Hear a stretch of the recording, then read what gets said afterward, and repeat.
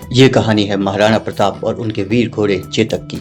चेतक जो शेर की तरह बहादुर था और इंसान जैसा समझदार, कैसे उसने मुसीबत में अपनी जान पे खेलकर महाराणा को बचाया। आइए सुनते हैं महाराणा प्रताप और चेतक की ये महान गाथा।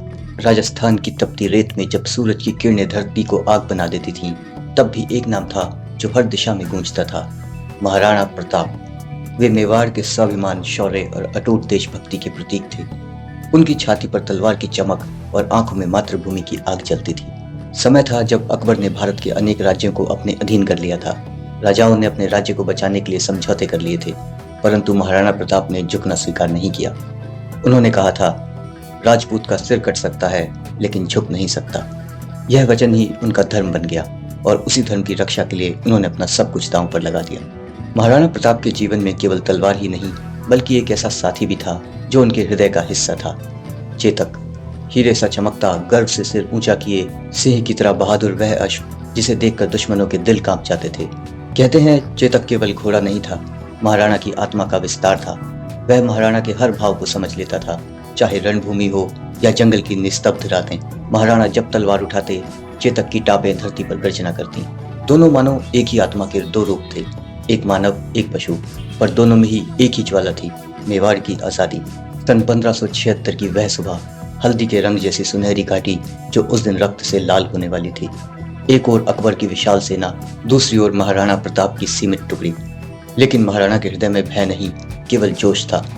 आकाश में बादल गरज रहे थे, धरती पर सैनिकों के कदमों से कंपन हो रहा था। महाराणा प्रताप ने चेतक के कानों में कहा, आज या तो जीतेंगे चेतक, या फिर मातृभूमि की गोद में सो जाएंगे। चेतक ने मानो यह वचन समझ लिया। उसकी आंखों में भी वही ज्वाला थी। रणभूमि गूंज उठी, जय मेवाड़, जय महाराणा। युद्ध आरंभ हुआ। महाराणा प्रताप का भाला बिजली की तरह चला। उनकी तलवार की धार से मुगल सैनिक थर्रा उठे। महाराणा चेतक पर सवार होकर मानो वज्र की तरह आकाश से टूट पड़े। महाराणा सीधे मुगल सेनापति मान सिंह की ओर बढ़े। चेतक के कदमों ने बिजली जैसी गति पकड़ी, पर मान सिंह का हाथी मार्ग रोक रहा था, एक विशाल गर्जन करता हाथी। चेतक ने अपने स्वामी की ओर देखा, मानो पूछ रहा हो, क्या अब मैं छलांग लगाऊं? महाराणा ने हल्की मुस्कान दी और चेतक समझ गया। एक अद्भुत छलांग, इतनी ऊंची कि चेतक सीधे हाथी के सिर पर जा उतरा। महाराणा का भाला मान सिंह की ओर चला, परंतु नियति ने उसे बचा लिया।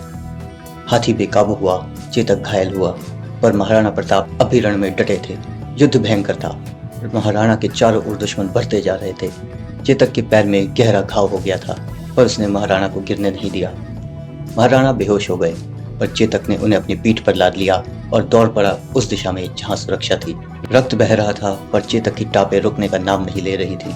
नदी आई सामने, उफनती, गहरी, पर चेतक ने राणा की ओर देखा और मानो कहा, मालिक अब अंतिम छलांग। और उसने छलांग लगाई। नदी पार कर महाराणा को सुरक्षित स्थान पर पहुंचाया। महाराणा को धीरे से धरती पर उतारा और उनके चारों ओर चक्कर लगाया, मानो अंतिम बार देख रहा हो। फिर धीरे धीरे चेतक के पैर कांपे और उसका सिर राणा की गोद में गिरा। उसने आखिरी सांस ली। महाराणा प्रताप की आंखों से आंसू बह निकले। उन्होंने कहा, चेतक, तू मेरा घोड़ा नहीं, मेरा भाई था, मेरे स्वाभिमान की सवारी था। उस दिन मेवाड़ की धरती ने एक वीर को खो दिया, पर एक अमर कथा पाली जो आज भी राजस्थान की हवाओं में गूंजती है। यह कथा केवल एक राजा और उनके घोड़े की नहीं, यह निष्ठा, प्रेम और स्वाभिमान की अमर गाथा है।